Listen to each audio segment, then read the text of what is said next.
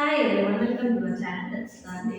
இந்த வீடியோல நம்ம என்ன பார்க்க போறோம் அப்படின்னா electric field due to a dipole எல்லாம் ஈக்குவட்டோரியல் செட். ஸோ ஈக்குவட்டோரியல் என்னன்னா உங்களுடைய டைபோலுக்கு இந்த மாதிரி டைரக்ஷன். ஸோ அந்த பிளேன்ல அந்த ஈக்குவட்டோரியல் பிளேன்ல உங்களுக்கு எலக்ட்ரிக் ஃபீல்ட் எப்படி இருக்கு அப்படின்னு பார்க்குறோம். ஸோ டைபோல்னா ஆல்ரெடி பார்த்துட்டோம். Two equal and opposite charges separated by a distance என்னன்னு சொல்லுவோம் டைபோல் அப்படின்னு சொல்லுவோம். இங்க +2 -2 தான் உங்களுடைய பாயிண்ட் சார்ஜஸ். ரெண்டையும் 2a அப்படிங்கிற டிஸ்டன்ஸை தள்ளி வச்சிருக்கோம். அதோட ஆரிஜின் வந்து O. ஓகேவா? அப்ப அந்த சைடு இருக்கிற டிஸ்டன்ஸ் a, இந்த சைடு இருக்கிற டிஸ்டன்ஸ் a. அப்ப ஈக்குவட்டோரியல் பிளேன்ல C அப்படிங்கிற பாயிண்ட் கன்சிடர் பண்றோம். அது θ அப்படிங்கிற ஆங்கிள் இருந்து இருக்கு டைபோல்ல. ஓகேவா? சோ அப்போ +q னாலயும் -q னாலயும் எலக்ட்ரிக் ஃபீல்ட் வந்து ப்ரொடியூஸ் ஆயிருக்கும். சோ +q னால வருது E plus வெக்டார், -q னால வருது E minus வெக்டார். ஸோ பார்த்தீங்கனாலே தெரிஞ்சிருக்கும். So towards the point charge வந்துச்சு அப்படின்னா அது -q. ஸோ கீழே டவுன்வர்ட் டைரக்ஷன் போகணும். Away from the point charge போட்டிங்கன்னா +q. ஸோ அது வருது. அப்போ டோட்டல் எலக்ட்ரிக் ஃபீல்ட் அந்த பாயிண்ட் C அப்படின்னா என்ன செய்வீங்க? ரெண்டையும் ஆட் பண்ணணும். ஓகேவா? அப்போ டோட்டல் எலக்ட்ரிக் ஃபீல்ட் என்னவீங்க? அந்த லைன் எழுதிப்போமா? அப்போ E total vector equal to E plus vector plus E minus vector. But இதுல என்ன பிரச்சனைனா ஈக்குவட்டோரியல் பிளேன்ல இருக்கு. சோ ஒரு θ அப்படிங்கிற ஆங்கிள்ல அது வேரி ஆகும். சோ பாருங்க. அப்போ உங்களுடைய எலக்ட்ரிக் ஃபீல்ட் வந்து ரெண்டு காம்போனன்ட்டா சால்வ் பண்ணுவோம். parallel component, perpendicular component அப்படின்னு சொல்லி. சோ அந்த parallel and perpendicular component தான் என்னன்னா E plus cos theta, E minus cos theta, அதே மாதிரி E plus sin theta, E minus sin theta. So அப்போ இதுக்கு போடும்போது இந்த டைரக்ஷன்லயும் சேம் parallel இருக்கு. இதுல ஒரு பாயிண்ட் சார்ஜ் எது? இந்த டைரக்ஷன். சோ இப்போ parallel perpendicular. சோ அதே இதுக்கும் parallel perpendicular வந்திருக்கும். ஓகேவா? சோ இங்க பாத்தீங்கன்னா உங்களுக்கு தெரியும். ஓகேவா? சோ அப்போ இது வந்து டோட்டல் எலக்ட்ரிக் ஃபீல்ட். இந்த வந்து E minus cos theta, இது வந்து E plus cos theta நாம வருது. அதே E minus sin theta, E plus cos sin theta. So the perpendicular direction வருது sin, அந்த along parallel போறது minus cos theta plus cos theta. ஓகேவா? இது வந்து E total. So அந்த E total அப்படிங்கிறது எதனால வருது? நமக்கு இங்க அந்த E plus cos theta னாலயும் E minus cos theta னாலயும் வருது. இது ரெண்டும் ஈக்குவல் அண்ட் ஆப்போசிட்டா இருக்கனால ரெண்டும் கேன்சல் அவுட் ஆயிடும். உங்களுடைய ஃபைனல் ரிசல்ட்ல நீங்க எழுதும்போது அந்த டோட்டலா இது ரெண்டையும் கேன்சல் பண்ணி விட்டுறணும். இது ரெண்டு மட்டும் எழுதணும். சோ அதனால டைரக்ட்டா E plus cos theta, E minus cos theta minus t cap அப்படின்னு போட்டுருக்கேன். என்னோட டைபோல் மொமெண்ட் இந்த சைடு பார்த்தாலே ஆட் ஆகும். சோ அதனால minus t cap போட்டாச்சு. ஓகேவா? சோ இத நல்லா ஞாபகம் வச்சுக்கோங்க. பெர்பெண்டிகுலர் காம்போனன்ட் ரெண்டும் கேன்சல் அவுட் ஆகிடுது. parallel காம்போனன்ட் மட்டும் இருக்கு. parallel component cos theta வச்சு வரும். அது ரெண்டையும் ஆட் பண்ணி இங்க போடுறோம். இங்க உங்களுடைய magnitude for both positive and negative கூடிய electric field ரெண்டும் equal. So E plus equal to E minus ன்னு போட்டாச்சு. electric field ஓட ஃபார்முலா நமக்கு ஆல்ரெடி தெரியும். 1/4π q by r square theta. இந்த r square ன்றது distance. நமக்கு இங்க டிஸ்டன்ஸ்ன்றது எது? இதுதான் நம்மளுடைய டிஸ்டன்ஸ். ஓகே? சோ இதுவும் a, இது r, இதுவும் a, இது r. சோ உங்களுடைய θ வச்சு பார்க்கும்போது இது ஒரு ஆப்போசிட் சைடு, இது அட்ஜசன்ட் சைடு.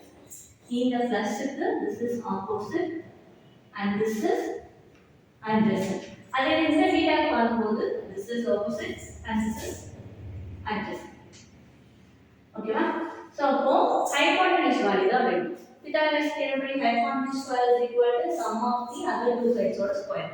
அதாவது a square plus r square equal to இந்த சைடோட ஸ்கொயருக்கு அது ஈக்குவல் அப்படின்னு சொல்லி படிச்சுக்கோம். அப்ப இதோட வேல்யூ இப்ப என்ன நமக்கு இங்க r square plus a square ரெண்டு சைடுமே அதுதான். சோ அப்ப அந்த டிஸ்டன்ஸ் அப்ப நம்ம இந்த வேல்யூ போட்டுக்கலாமா? r square plus a square போட்டாச்சு. இதுதான் ரெண்டுக்குமே வேல்யூ. நம்மளோட டேர்ம் என்னது? cos theta வச்சு மட்டும் தான் வரும். sin theta டேர்ம் வராது. ஏன்னா they are equal and opposite cancel பண்ணி விட்டாச்சு. அப்ப ரெண்டுமே ஈக்குவல்ன்றப்போ நீ சப்ஸ்டிட்யூட் பண்ணும்போது 2 times வரும் உங்களுக்கு அந்த வேல்யூ. அப்போ -1/4π q cos theta by r square plus a square p cap திரும்ப -1/4π q cos theta by r square plus a square p cap இந்த இடத்துல இருக்கும். அதை ஆட் பண்ணும்போது இது எல்லாமே உங்களுடைய கான்ஸ்டன்ட் வச்சுக்கிட்டீங்கன்னா நம்ம x plus x னா 2x போடுவோம்ல, அதே மாதிரி இங்க போட்டாச்சு. ஓகேவா? சோ அப்போ 1/4π minus 2q cos theta by r square plus a square theta அப்படின்ற டேர்ம் கிடைச்சிருச்சு. எனக்கு இப்போ இந்த cos theta வை ரிமூவ் பண்ணணும். இந்த டயகிராம்ல இருந்தே சொல்லிடலாம் cos theta என்னது adjacent side by hypotenuse. adjacent side value என்னது எனக்கு a ரெண்டு சைடுமே ஸோ a போட்டாச்சு. hypotenuse வேல்யூ போடணும். ஆனா நம்ம பித்தாகரஸ் தியரம் படி hypotenuse ஸ்கொயர் தான் எடுத்து எழுதிருக்கோம். அப்போ இந்த வேல்யூ ஆக்சுவலா ரூட் போட்டு அங்க எழுதிருக்கோம். ஸோ அப்போ அந்த வேல்யூ என்னது root of r square plus a square க்கு ஈக்குவல். அப்போ இந்த வேல்யூ கொண்டு வந்து நீங்க சப்ஸ்டிட்யூட் பண்ணிட்டீங்கன்னா -1/4 2qEA இங்க already r square plus a square இருக்கு. இதோட இன்ட் உங்களுக்கு என்ன வந்திருக்கும் அடுத்த ஸ்டெப்ல this term இன்ட் r square plus a square power ரூட்னா 1/2 போடுவோம். ஆல்ரெடி இங்க பவர் 1 இருக்கதா அர்த்தம். ஸோ 1 + 1/2 எல்சிஎம் எடுத்து சால்வ் பண்ணும்போது 3/2 கிடைக்கும். அதை இங்க எழுதியாச்சு. ஓகேவா? ஸோ இப்போ நம்ம ஆல்ரெடி தெரியும் 2QA B cap அப்படின்னா P வெக்டார் அப்படின்னு நம்மளோட டைபோல் மொமெண்ட் வச்சு ஸோ அதை P வெக்டாரை மாற்றி ஆக்சிஸ் ஸ்டெப்ல எழுதிருக்கோம். எழுதினதுக்கு அப்புறம் உங்களுடைய ஏவை கம்பேர் பண்ணும்போது ஆரோட டிஸ்டன்ஸ் அதிகமாக இருக்கும். ஸோ ஏவை நெக்லெக்ட் பண்ணிக்கலாம். ரிமைனிங் என்ன இருக்கும் r ஸ்கொயர் பவர் 3/2 இருக்கும். ஸோ 2 கேன்சல் ஆயிடும்னா r கியூப்னு ஒன்று கிடைச்சிருக்கும். அப்போ டோட்டல் எலக்ட்ரிக் ஃபீல்டோட வேல்யூ என்ன -1/4 P vector by r cube. இதே இது ஆக்சியல் லைன்ல பார்த்தீங்கன்னா இது 2p வெக்டார் அப்படின்னு வரும். ஸோ இதை விட அது 2 டைம்ஸ் அதிகமாக இருக்கும். ஆக்சியல் லைன்ல இருந்துச்சுன்னா எலக்ட்ரிக் ஃபீல்டோட வேல்யூ. ஓகேவா? ஸோ அப்போ உங்களோட ஆக்சியல் லைன் என்ன பண்ணியிருக்கோம் ஒரு டைபோல் கன்சிடர் பண்ணிட்டோம். ரெண்டு எவ்வளோ டிஸ்டன்ஸ்ல இருக்குன்னு எழுதிக்கோங்க. ஈக்குவட்டோரியல் லைன்ல சென்டர் பாயிண்ட் கன்சிடர் பண்ணிட்டு ரெண்டு நாளே வர எலக்ட்ரிக் ஃபீல்டை வச்சு டோட்டல் ஃபீல்ட் எழுதிட்டோம். ஒரு certain angle வேரி ஆகுறதுனால parallel and perpendicular components பிரிக்கிறோம். perpendicular components ரெண்டும் equal and opposite இருக்கறனால cancel out ஆயிடும். parallel components மட்டும் ஆட் பண்ணி எழுதிருக்கோம்.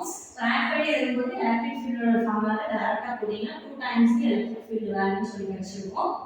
அதுல cos theta பதிலா டயகிராம்ல இருந்து ஃபார்முலா எடுத்து சப்ஸ்டிட்யூட் பண்ணிருக்கோம். சப்ஸ்டிட்யூட் பண்ணதுக்கு அப்புறம் r விட a ரொம்ப சிறுசுன்னு சொல்லி a-வை நெக்லெக்ட் பண்ணிடலாம்.